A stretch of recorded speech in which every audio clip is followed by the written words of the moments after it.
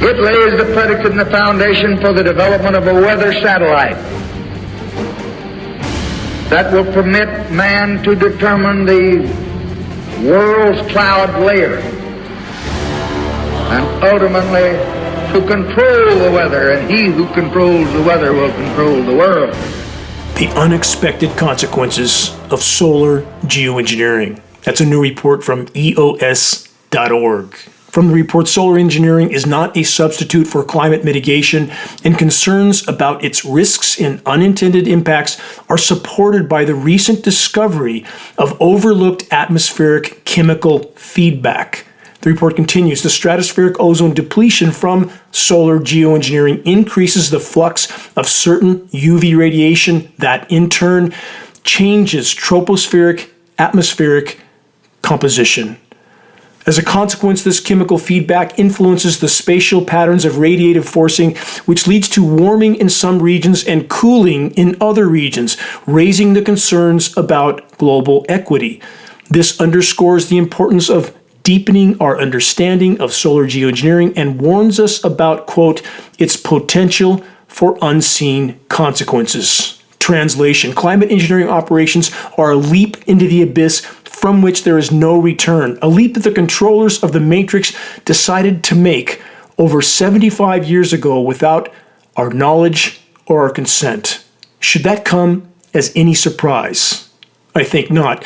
And about the elements the climate engineers are dispersing into our skies. From the India Times and many other sources, scientists find microplastics in clouds for the first time. Why for the first time? Because they never looked before. The report states the following. The team identified 9 different types of polymers and 1 type of rubber in the airborne microplastics in our clouds. And then they say, quote, we can only tackle the problems caused by microplastics in the sky if we all work together. Yes, that part's true, the last part. And working together starts by exposing and halting the climate engineering assault, which isn't just dispersing untold quantities of polymer fibers, aka microplastics, but also a long list of heavy metals and other elements. Welcome to the toxic fishbowl. How long can you hold your breath? Next, from phys.org, new study definitively confirms Gulf Stream weakening. This doesn't bode well for the planet's heat-regulating systems, which in turn doesn't bode well for the fate of the human race.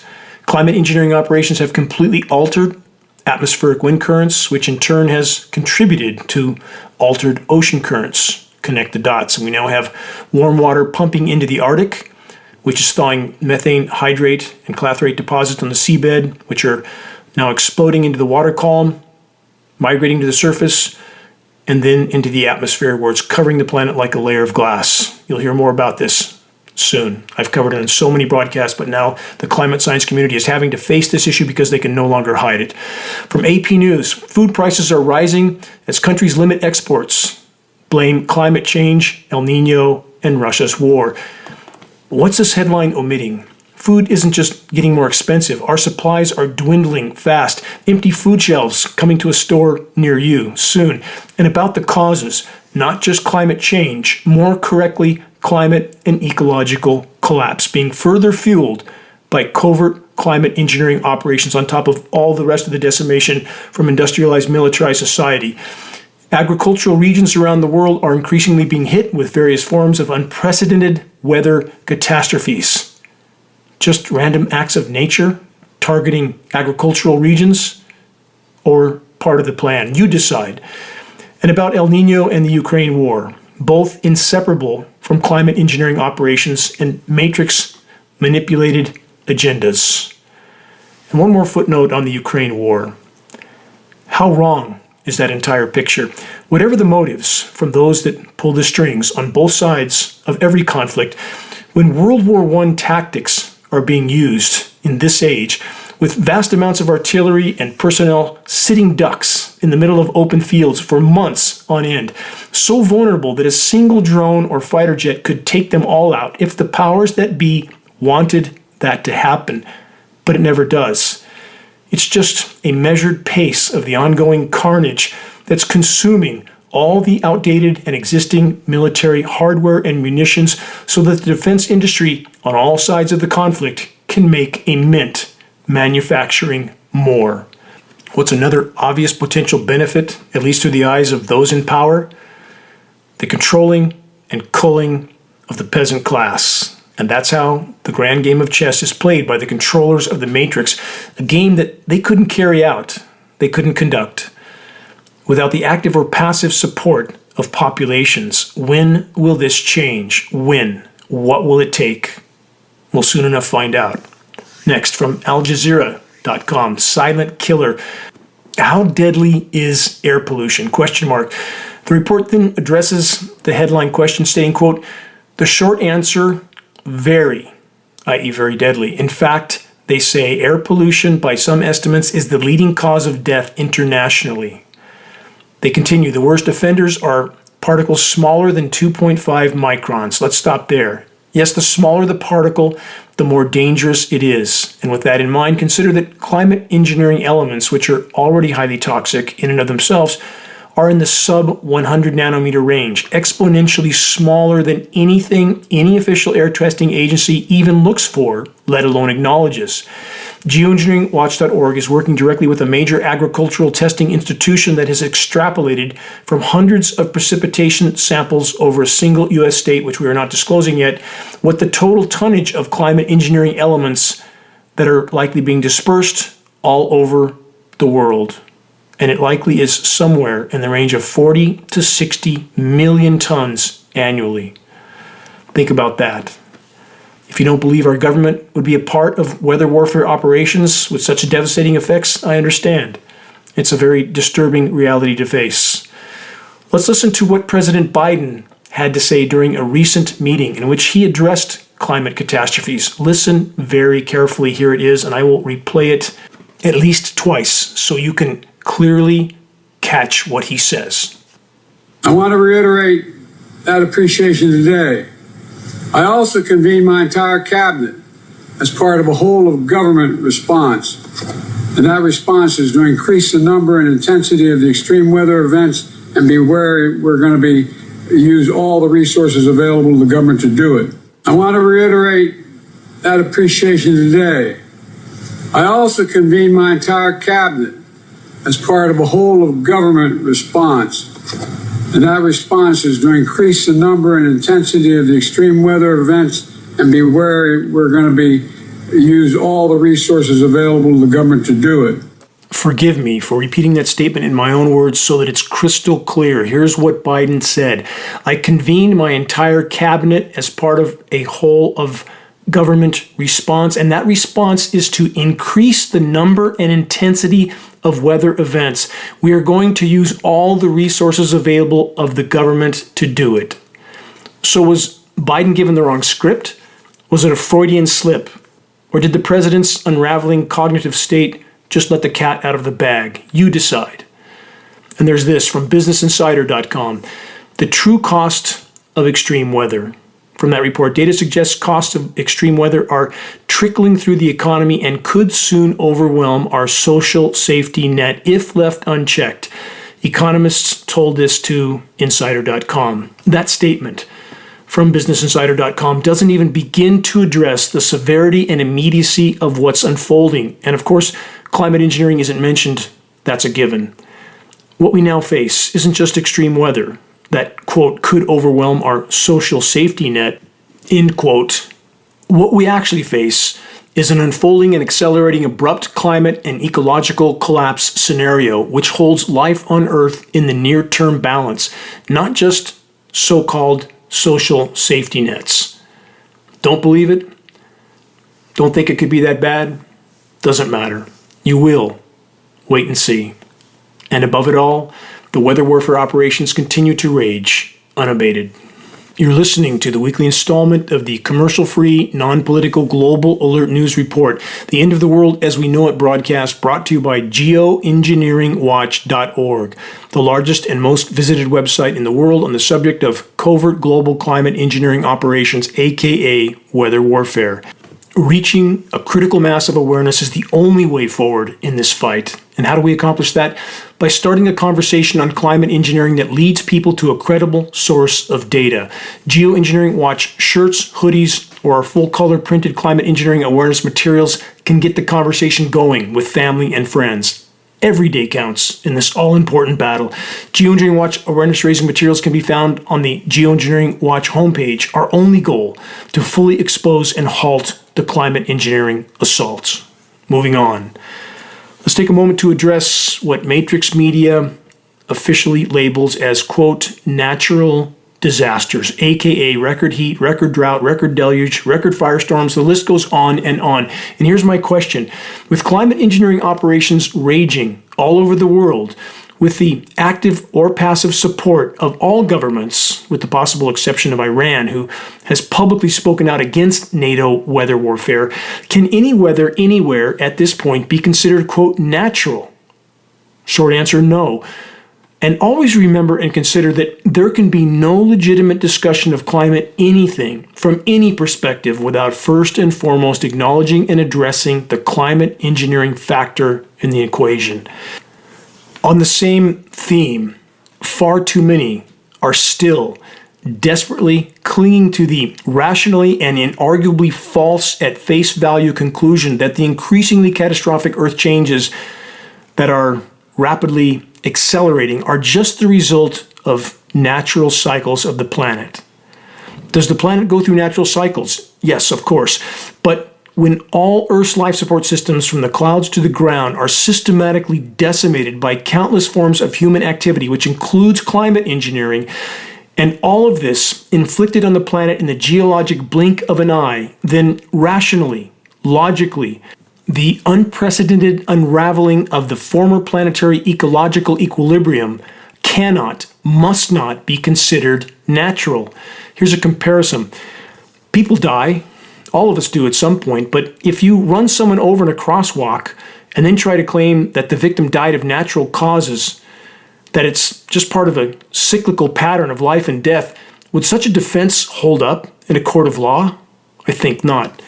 Far too many are so fearful of their own mortality that they continue to cling to the increasingly absurd and completely unsupportable just think happy thoughts delusions. The hallmark of a healthy mind is an unyielding willingness to fully face verifiable truths, not to run from them. Moving on from GatewayPundit.com, Oklahoma residents spot bizarre mushroom cloud resembling nuclear blast. From that report, residents in Oklahoma on Sunday, that's last Sunday, spotted a bizarre-looking mushroom cloud.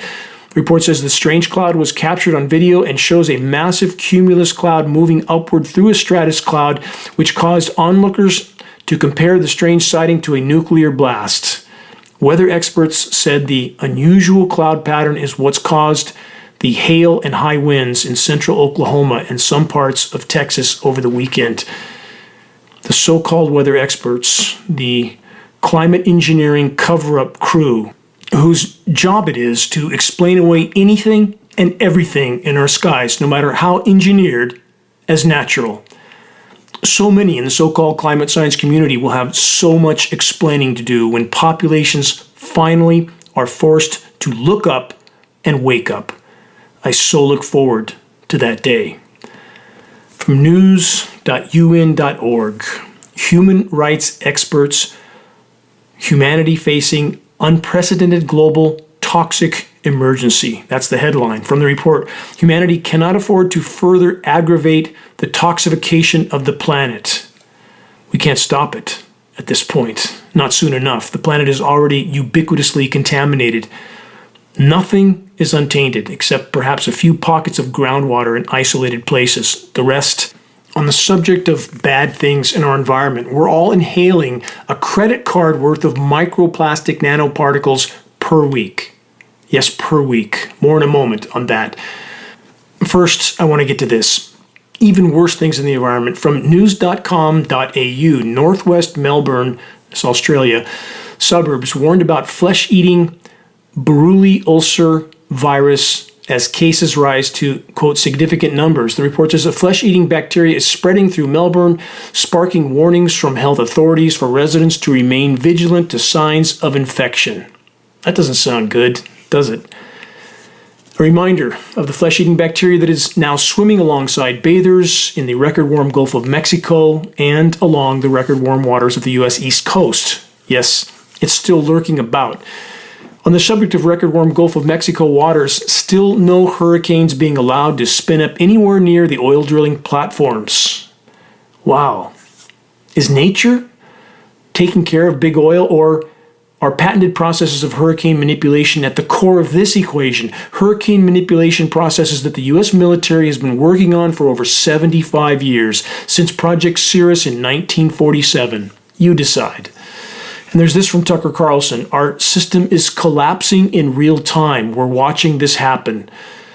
Tucker correctly sees societal collapse, but what is ultimately behind that, driving it, making it inevitable? Global ecological collapse, unfolding and accelerating by the day.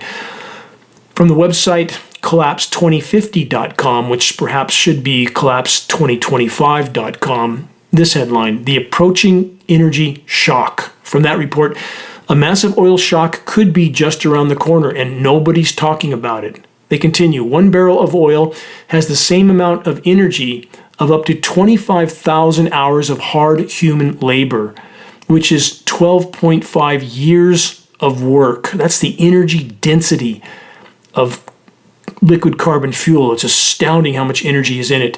They continue, at $20 per hour, this is $500,000 worth of labor per barrel, if you equate it in these terms. And continuing, the average American consumes over 25 barrels per year, so each of us has a huge subsidy of energy behind the scenes that we often take for granted. Less oil and much more expensive oil will have huge impacts, they say, and huge implications. Summary: the collapse of industrialized, militarized civilization is a given at this point. It was never sustainable. In regard to liquid carbon fuel, it is so much harder to recover at this point that in the year 1900, the energy in 1 barrel of oil could get 100 more out of the ground. Now the equation is 1 barrel of oil gets 5 out of the ground, a 95% decline. How much longer can that continue? And about the never sustainable part, not even close. And the longer that collapse is delayed, the more abrupt and catastrophic it will be. And to those that have long since convinced themselves that the sprawling megacities are somehow permanent, a permanent fixture on what's now a rapidly dying planet, time to wake up. Moving on, more reports from the front lines. From CBS Austin, Texas. Baseball-sized hail wreaks havoc in central Texas, major damage reported. The article then states a severe thunderstorm with embedded baseball-sized hail slammed parts of central Texas last Sunday, causing major damage. Let's stop there. Massive hailstorms and stones are now the norm. Welcome to chemical ice nucleation cloud seeding operations. Search the engineering winter section on the homepage of geoengineeringwatch.org to learn so much more. Why aren't people asking questions about the massive hail that's everywhere, the extreme temperature whiplash scenarios as they chemically engineer cloud moisture and seed it with these endothermic reacting elements to cause a cold insulator of air to descend to the ground? Why is geoengineeringwatch.org the only source we know of that's trying to sound the alarm on the engineered toxic surface cooldowns that is such a major component of climate engineering? We need help to expose that issue so people can better understand that these flash cooldowns are not nature. It's climate engineering. From MSN.com, U.S. hot weather, America to bake in 100 degrees Fahrenheit heat as South faces flash drought.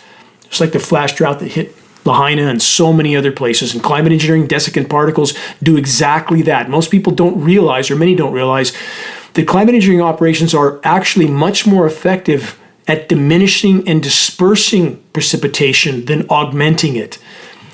But they control the spigot, bottom line. They control where it will rain, how much it will rain, how toxic that rain will be. From this MSN report, blistering 100-degree Fahrenheit heat will bake swaths of the U.S. this week as southern states tackle a devastating, quote, flash drought. As west and east coast battle storms, that's the engineered cool-down part on both coasts, southern and central regions will continue to swelter under a stifling heat dome. That's the ionosphere heater-induced high-pressure heat dome that I cover so much on this broadcast, HAARP being the most powerful ionosphere heater on Earth, but there's about 100 more with the same capability of causing these reactions in our electrically charged ionosphere. They are using the atmosphere for a physics lab, for their experiments, with no consideration of the consequences, which we will all soon find out how severe those are. The report then says unbearable temperatures and lack of rain have forced the Mississippi River into a near-record drought and left southern states and the upper Midwest parched. The Texas heat ridge, high-pressure heat dome, is going to remain in place for most of the week and is showing no signs of moving anywhere soon. The heat may die down later this month before returning through the start of October. Yes, that's the scheduled weather. And speaking of which, the National Oceanic and Atmospheric Administration scheduled weather for the next 14 days for the continental U.S. was for record-breaking warmth and heat to continue, as this article stated, baking most of the central U.S. with on and off engineered cool downs for the west and east coast regions. Moisture is needed, as I stated, for the chemical ice nucleation cool downs, and it is scheduled, both coasts. But on Thursday of this week, suddenly, the entire National Oceanic and Atmospheric Administration long-term scheduled weather was altered. Other forecasting agencies didn't seem to get the updated script for the scheduled weather, but that can change on any given day and in any given direction. The climate engineers are rapidly losing whatever control over the planet and its life support systems that they thought they had. And that's what happens when the branch breaks. And it is. Hang on. We're in for a ride. Next, from DW.com, this is an ongoing and worsening story. South America's largest freshwater lake is drying up. There are grave implications from that. The weather warfare pendulum is swinging so far in both directions in so many regions around the world that it's impossible to keep up. Am I saying that without climate engineering we wouldn't see weather catastrophes? No, I am not saying that. I have in fact never said that.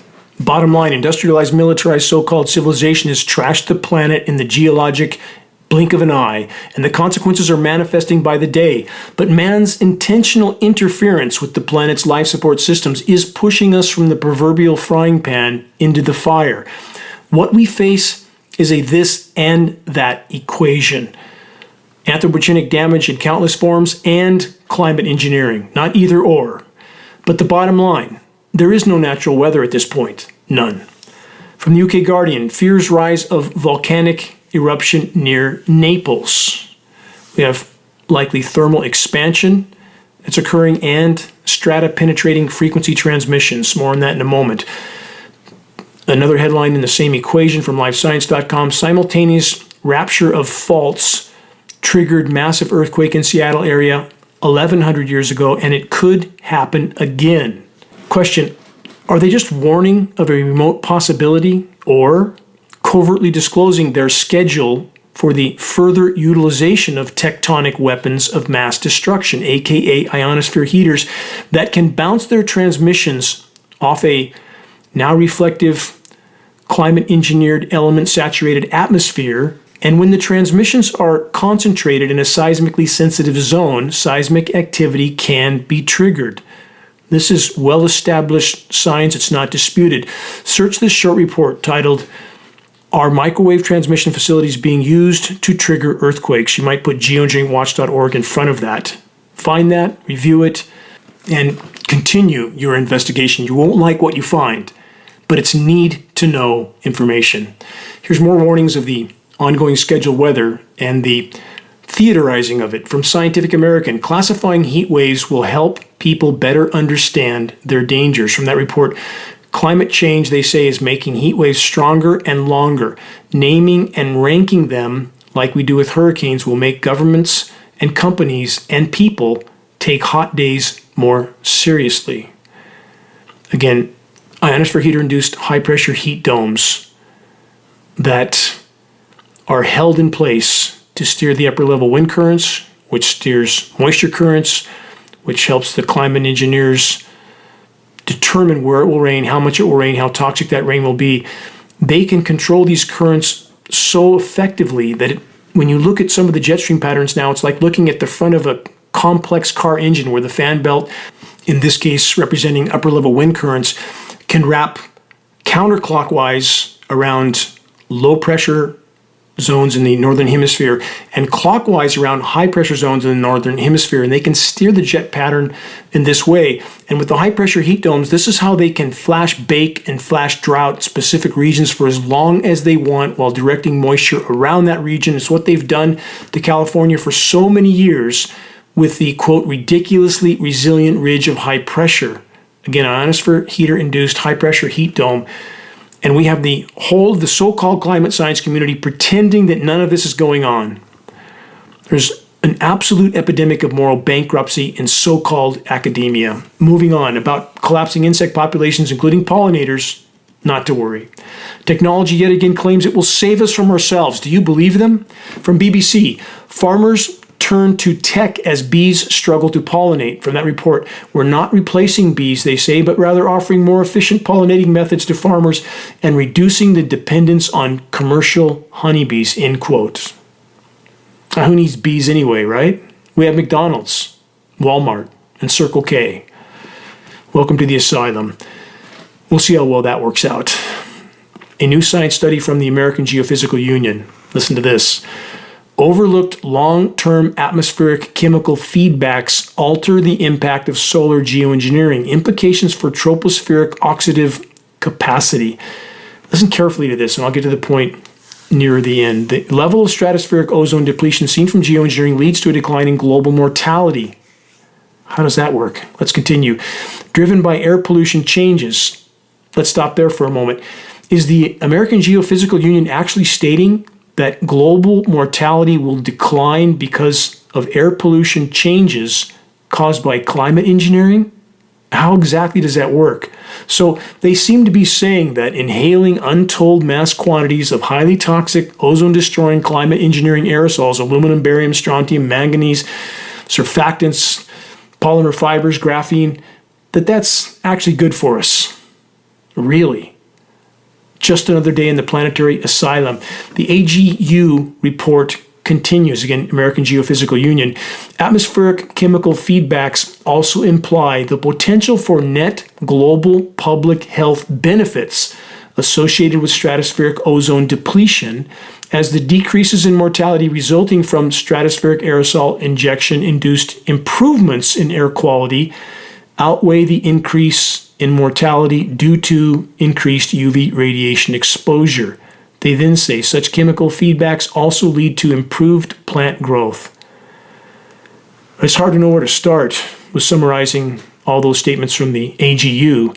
So the depletion of the life-sustaining ozone layer from climate engineering operations is, the AGU is stating, actually good for us, at least in the sense that they say because stratospheric aerosol injection, aka an atmosphere saturated with highly toxic elements, will somehow magically improve our air quality. And that, in their opinion, it is apparently more important than the fact that the climate engineering operations will deplete the ozone layer, which they seem to feel is no big deal, just the near-term end of terrestrial life on Earth.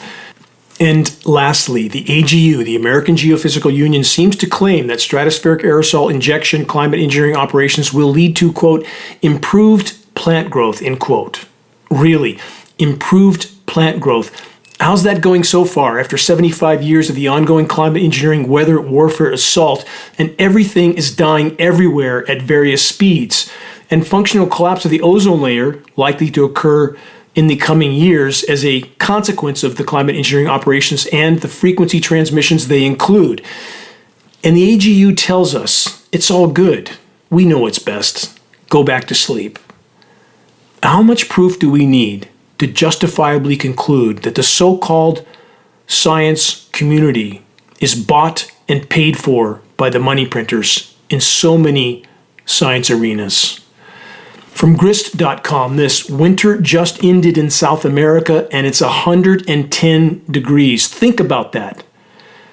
They're absolutely obliterating temperatures in the southern hemisphere now as well. The report says the unseasonable heat in Brazil is bad news for the world's supply of coffee and soybeans, and that's just the beginning. As the northern hemisphere emerges from the hottest summer on record, South America has, for now anyway, taken up the planet's extreme heat mantle. Winter just ended there, but a large swath of the continent is sweltering under unprecedented heat domes that are pushing temperatures above 110 degrees Fahrenheit in parts of Brazil. That could leave people paying more for a cup of joe. As if that's the only concern they have. They won't have a cup of anything soon. So many sources and sites, like grist.org in this case, seem to always feel they have to make a joke out of the end of the world as we know it. And why do they do this? Because so many in populations have been taught, trained, and programmed since birth to reject any news that is dire and upsetting. Just another footnote from the planetary asylum, and that's why we're in the dark corner we're in today. From the Washington Post, one of the most intense El Niños ever observed could be forming. As fast-forming and strengthening El Niño climate patterns could peak this winter as one of the most intense ever observed, according to an experiment forecast released Tuesday.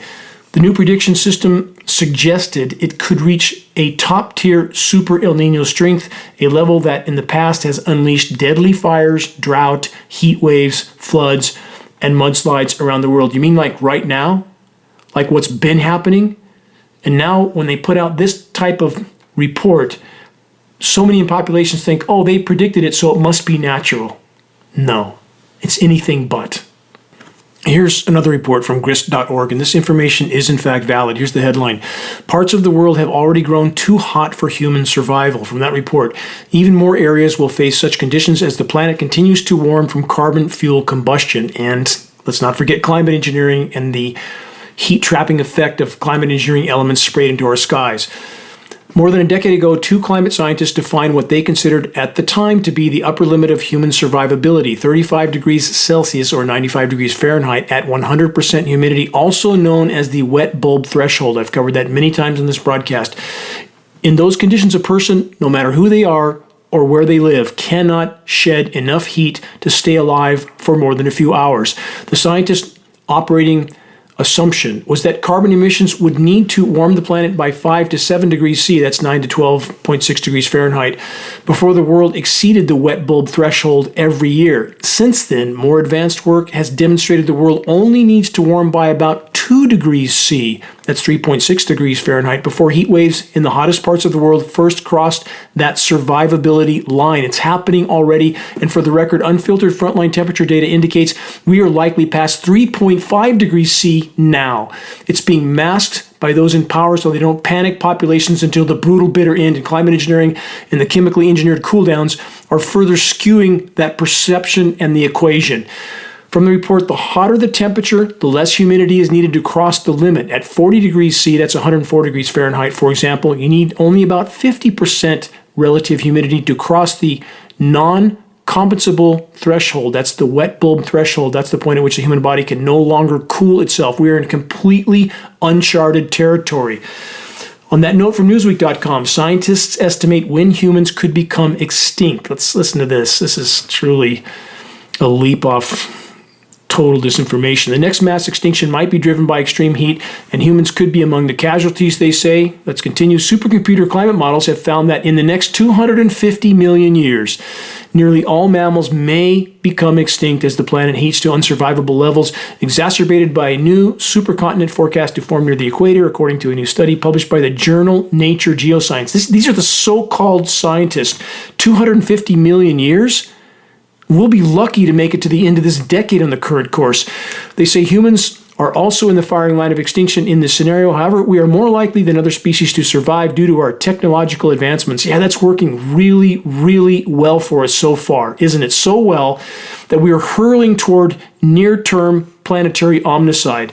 The Newsweek report continues. Global temperatures could be around 10 to 15 degrees Celsius. That's 18 to 27 degrees Fahrenheit warmer than today. That's overall. And over terrestrial areas, it could be between 25 and 30 degrees Celsius. That's 40 to 45 degrees Fahrenheit warmer over land than it is today. They then say this: if we factor in technology, we can survive thanks to building environmentally controlled shelters with air conditioning. But they say we would likely have to build other facilities to house food production also. They finish with this: this will likely impact a number of other classes of animals, but this study focused on mammals in particular. 54 degrees Fahrenheit warmer, based on all available accepted science data at 5 degrees C of warming. That is likely the end of not just the human race, but all life on Earth, because these changes have come so fast. What's happening now, the Earth changes that are occurring now, are literally happening hundreds of times faster than any previous mass extinction in Earth's geologic past, which makes the event now hundreds of times worse than any of those past extinctions. I have no idea how to even respond to this mind-numbingly absurd report of total delusion from Newsweek. The so-called science community has truly gone off the deep end. We have 250 million years ahead of us because we can build air conditioners? Total asylum. I'll say it again: on the current course, the collapse of the planet's life support systems are so unimaginably non-linear that the human race will likely not reach the end of this decade, let alone 250 million years. Next, from the Sydney Morning Herald, at the very same time as Climate Action Summit hosted by the United Nations Secretary General Antonio Guterres began at the organization's headquarters in New York, the United Kingdom Prime Minister Rishi Sunak was back home making a speech outlining his plans to overturn his government's ambitious climate policies. There you have it. They're relying on climate engineering. They think that's going to save them from themselves. Not going to happen.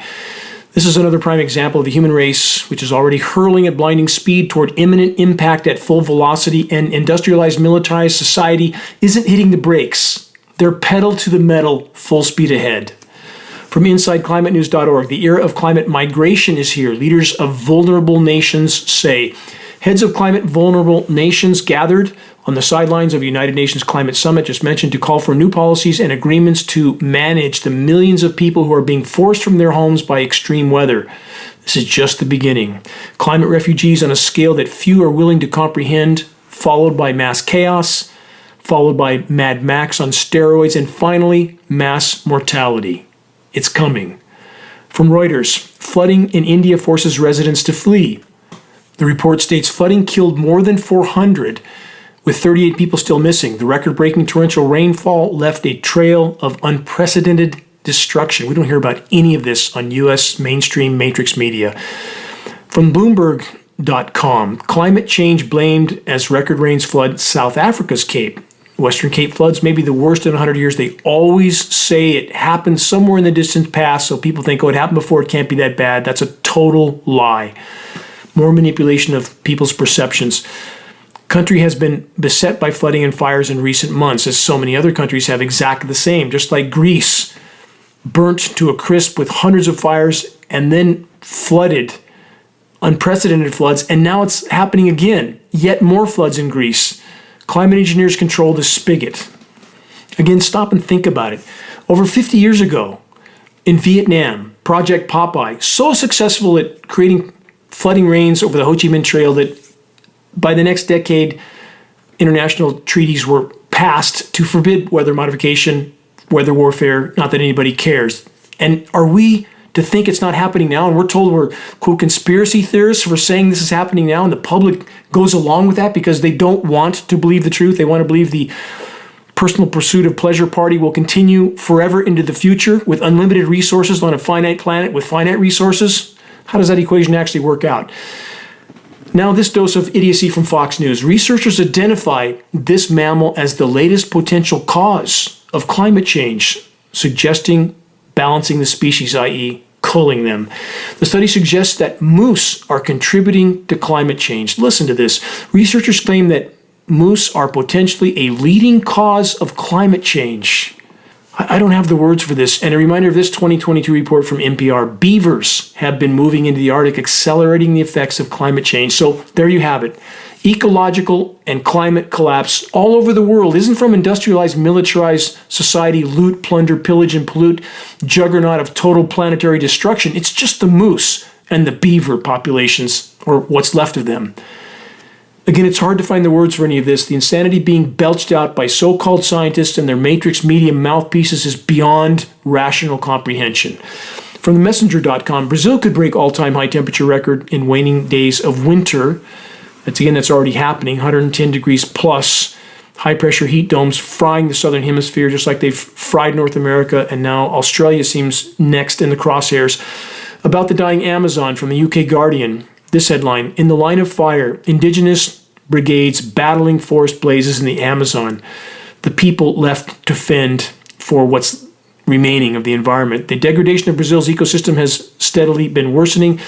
The report then says independent self-defense groups are cropping up in Amazon communities across the region, taking on the role of preserving vast areas that should be under the state's protection. Next, from ABC News. Caution urged for Texas beachgoers as toxic red tide blooms surge along the coasts. FYI on that headline. Oceans are superheating and dying around the world. Except for that pesky flesh-eating bacteria, it's doing fine. From CNN, water levels on the Mississippi River are plummeting for the second year in a row. Report says the drought comes as a critical harvest season approaches and farmers across the Midwest are concerned about water supplies and barge deliveries. Salty ocean water threatens drinking water. As water levels drop, the threat of saltwater intrusion is growing in Louisiana as ocean water pushes north into drinking water systems unimpeded. Nothing to block it anymore. From theguardianmag.com, the silent extinction crisis, losing the building blocks of biodiversity, aka game over if we remain on the current course. On that note of good cheer, you're listening to the weekly installment of Global Alert News, the Bad News Broadcast, installment number 425, September 30th, 2023. You're listening to Dane Wigington, your host. Global Alert News is brought to you by Geoengineeringwatch.org, the largest and most visited website in the world on the subject of climate intervention operations known as geoengineering. The commercial-free, non-political Global Alert News Hour is broadcast currently on 27 AM and FM stations throughout the country. All recent recordings of this broadcast can be found on the homepage of geoengineeringwatch.org under the recent column. Geoengineering Watch wishes to express our deepest gratitude to those that have helped us to expand our reach and thus our voice in this desperate last-hour effort to sound the alarm. On that subject, if you're on our email list, please put us on your email contact book so that our mailouts don't go to the spam files. Please help us to share the groundbreaking documentary, The Dimming, which fully exposes the climate engineering atrocities. The best way to share is by circulating the direct link to The Dimming by email directly from the homepage of geoengineeringwatch.org. Sharing directly helps us to overcome social media censorship. When viewing our YouTube of The Dimming or Global Alert News or any other Geoengineering Watch video on YouTube, please subscribe, share, and comment, all of which helps us to circulate critically important data to a much wider audience. The Dimming, by the way, is pushing 1.8 million views now in spite of massive censorship. Please help us to continue to circulate that all-important film that exposes climate engineering with absolute proof that these operations are going on. Testimony from Air Force generals, former Canadian Minister of Defense, former presidential cabinet members, former government scientists, atmospheric tests, all of it in The Dimming. How do we reach those that are still not looking up? Here's one way, by starting a conversation with Geoengineering Watch awareness-raising materials, which can be found on our homepage. Our only goal, to provide activists what they need to move this fight forward. There's very high-quality printed materials with shocking images. A picture's worth 1,000 words, as the proverb goes. We have Geoengineering Watch hoodies to go with our Geoengineering Watch shirts. And both of these are on the homepage of geoengineeringwatch.org. You can look at the photos of the images front and back. And we also have scannable business cards, bumper stickers, all effective tools to strike up a conversation on the climate engineering issue. Waking the masses to the climate engineering onslaught is the great imperative of our time. If we can expose it, we can stop it from the inside out by waking our military brothers and sisters to what they're participating in, their own demise and ours. We must make them remember their oath to protect their populations from all threats, foreign and domestic. If you're willing to share a picture of yourself with a Geoengineering Watch shirt, perhaps at a gym, farmer's market, or busy street downtown, please send us your photos so that we can post it as part of our activist compilation, which is now part of our materials page. The images encourage others to make their voices heard in this all-important battle to sound the alarm. And To all those who are steadfastly committed to this must-win fight for all that matters, I want to express my deepest and most profound gratitude. When I began my trek in this endlessly arduous battle, now over 20 years ago, I could only hear the echo of my own voice. Now we are legion, and our numbers grow by the day. Forward into the gathering storm. Stay tuned for input and specific directions on how to make your voice heard in this all-important fight. From Earth.com, a reminder headline of what we are inhaling with every breath we take. Part of what was mentioned at the beginning of this broadcast. You breathe in and consume a credit card's worth of microplastics every week. The report states those plastics can get lodged in our airways and stay there over time. Yet, despite the ubiquity in the environment and in our bodies, scientists don't fully understand the long-term impacts on our health. This is yet another case of paid not to understand and paid not to investigate. The report continues, we breathe in microplastics in the equivalent of a credit card each week, according to a recent study published in the journal Physics of Fluids. Experts are starting to correlate microplastics with lung inflammation, shortness of breath, and an increased risk of lung cancer. Study subjects performing vigorous physical activity and breathing heavily breathed in more plastics in volume than when resting, but slower breathing associated with sleeping was associated with smaller particles. Again, the smaller they are, the more harmful they are, lodging deep inside the lungs. The report then says most of the larger microplastics deposit in the nasal cavities and trachea because the nasal cavity acts as a, quote, filter. When you're slow breathing, again, smaller particles are actually dropping in the deeper areas of the respiratory system. Plastic nanoparticles can then move into different organs in the body. Obviously, this is harmful, and the scientific community pretends they don't know. Let's add this. From BBC, how microplastics are infiltrating the food you eat. From that new report, microplastics have infiltrated every part of the planet. They have been found buried in Antarctic sea ice, within the guts of marine animals inhabiting the deepest ocean trenches, and in drinking water around the world. Plastic pollution has been found on beaches of remote uninhabited islands. Again, I want to make clear for those that are new to this subject, primary climate engineering element, polymer nanoparticles, dispersed in skies all over the world. This is absolutely a part of this. It will never be admitted by the so-called science community or the matrix-controlled media. This report continues. The remote uninhabited islands, and it shows up in seawater samples across the planet. One study estimated that there are around 24.4 trillion fragments of microplastics in the upper regions of the world's oceans. That's a very gross understatement. But they aren't just ubiquitous in the water. They are spread widely in soils and land too, and can even end up in the food we eat. Unwittingly, we may be consuming tiny fragments of plastic with almost every bite we take. There's no question about that.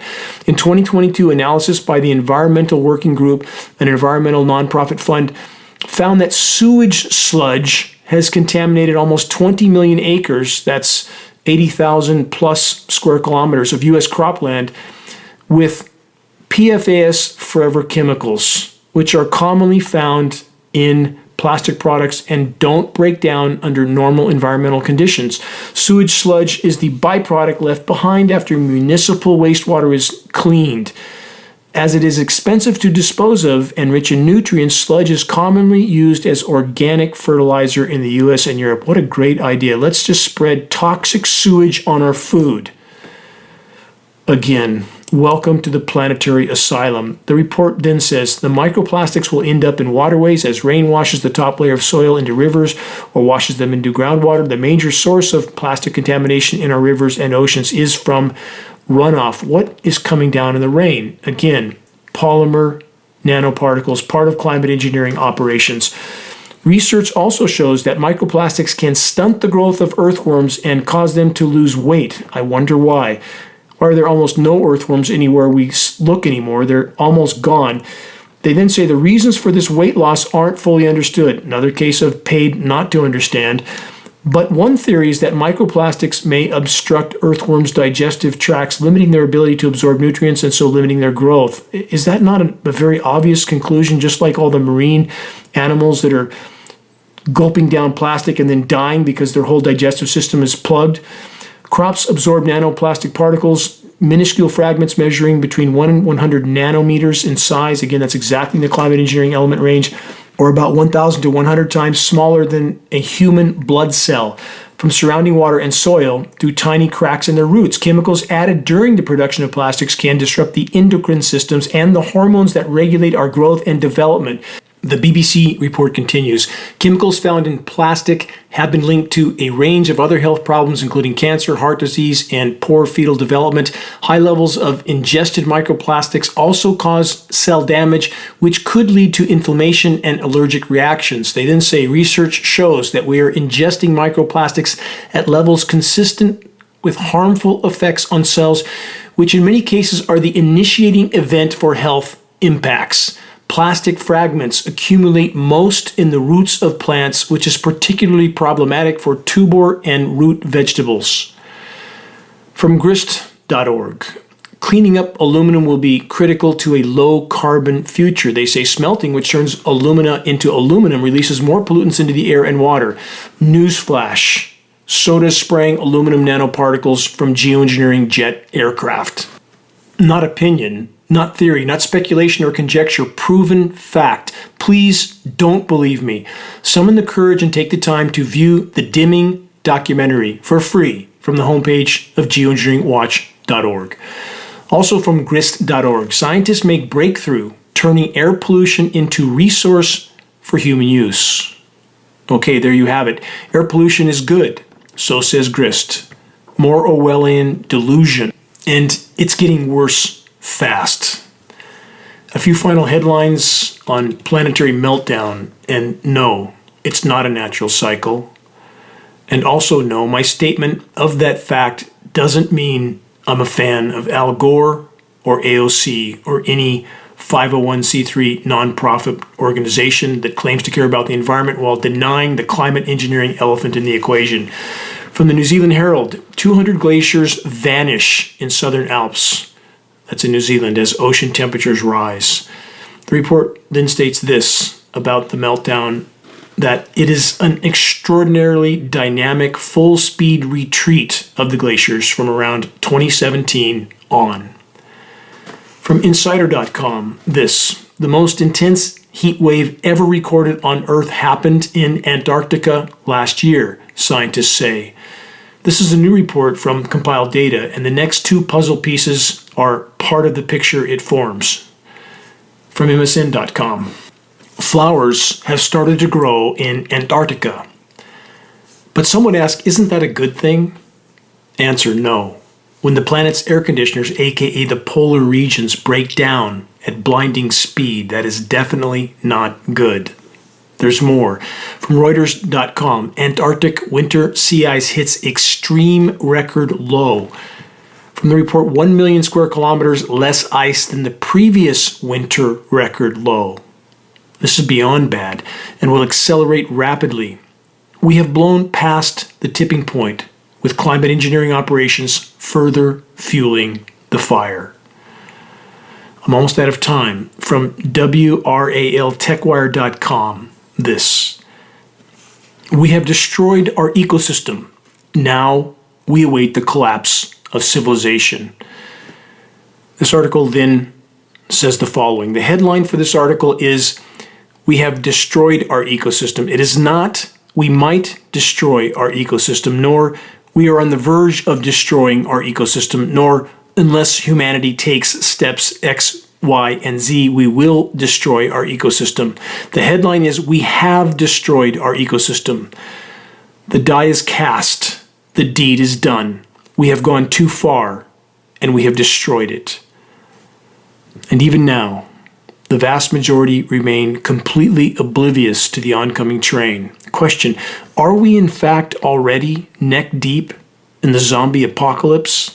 Here's a Wikipedia definition of the term. Zombie apocalypse is a genre of fiction in which society collapses due to overwhelming swarms of zombies. Yes, I think it's here.